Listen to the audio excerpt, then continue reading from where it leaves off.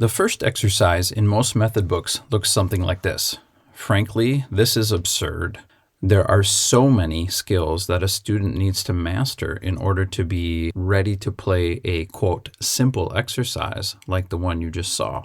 Why don't we have a method that is designed to teach students to master these skills? This method is designed to help students become truly fluent music readers by introducing one concept at a time in a way that is logically sequenced with exercises that are easy for students to understand. And we need to give students enough time and repetitions to master each skill before moving on to the next. Doing this creates truly independent musicians. Unit 1 has a series of exercises that look like this. After teaching students correct posture and breathing techniques, we can have them practice those while we assess. In the first example here, students are breathing in for 4 and then saying ta for 4 beats. The intuitive icons are teaching them how to read music. While they are doing this, we are able to walk around the classroom and do tons of formative assessment. The bottom exercise is the same, but instead of saying ta for a whole note, they say ta for 4 quarter notes. There are so many benefits to starting kids out this way. They have time to master these fundamental skills. Teachers have a lot of opportunities to figure out who is and isn't hitting the mark. Students are practicing basic music reading skills, and kids can do this without their instruments on the first day of band and be super successful.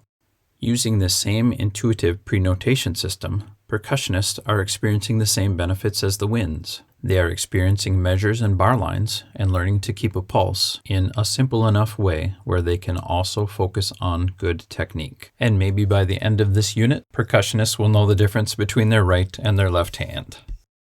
The next step in most programs is mouthpiece or small instrument exercises. Why not give our students some written exercises to practice? This will help them continue to build music reading fluency and make it easier for them to remember what to practice when they are not in class. Unit 2 in Focus on Foundations has a series of exercises that look like this. They continue with the same intuitive pre-notation format, but also include a single staff line. Now students are learning that notes above the line are high, notes below the line are low, and notes on the line are in the middle. We continue to reinforce the fundamental skill of breathing with a 4-count breath in before each exercise. With that in mind, the first exercise you see here starts with a breath and then has a long high note. The second exercise starts with a breath, begins low, sirens up, and then ends high. The third exercise is a series of whole rests with breathing and whole notes, high, then middle, then low. And the last exercise has a series of quarter notes and half notes that are high, middle, and low. The idea of high, middle, and low small instrument exercises is mainly designed for brass. However, there are ways that woodwinds can do high, middle, and low pitches on their small instruments if you are in a setting that requires this. For more information on this, check out the tutorial video on buildbetterbands.com. While the wind instruments are working on high, middle, and low on their small instruments, percussionists are doing the same on mallet instruments. Like the winds, there are no specific pitches that percussionists are supposed to be playing in this unit. Instead, they are reading low, middle, and high and choosing notes low, middle, and high on the keyboard. Not requiring them to play specific pitches gives them enough brain space to work on proper technique. After a few class periods of working on Unit 1 and 2, students are ready to put their instruments together, learn their first 3 notes, and then play music. They don't have to wait to read traditional notation in order to be successful at this.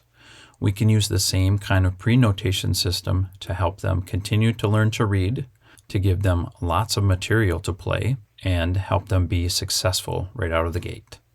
Many young musicians find reading rhythm to be a difficult skill to master. I firmly believe this doesn't have to be the case. Our students use a method of counting rhythm called tam counting, and it provides all of these benefits. Rather than go in depth on tam counting here, check out the 2 tutorial videos that are posted on buildbetterbands.com. I urge you to check out these videos. Nothing in my 26 years of teaching experience has improved my students so profoundly and quickly.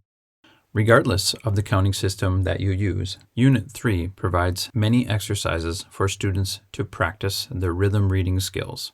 However, since students know a few notes, why not practice playing the rhythms without reading pitch notation?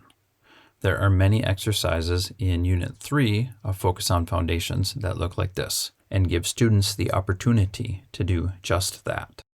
Unit 4 provides all students, regardless of the setting, the opportunity to practice reading pitch notation by saying their letter names. Normally, in many settings, instrument transposition makes this a difficult task.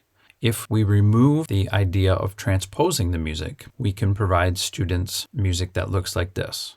Unit 4 does just that, providing everyone in the band the opportunity to read and say letter names of their notes together. These exercises are not designed to be played. They're designed to help students learn how to become fluent in pitch notation. After walking students through how to read pitch notation together, Unit 4 does provide exercises that are written in traditional notation and transposed correctly so students can play them together. By the end of Unit 4, students will be successful playing these exercises and will be ready for any method book that you choose.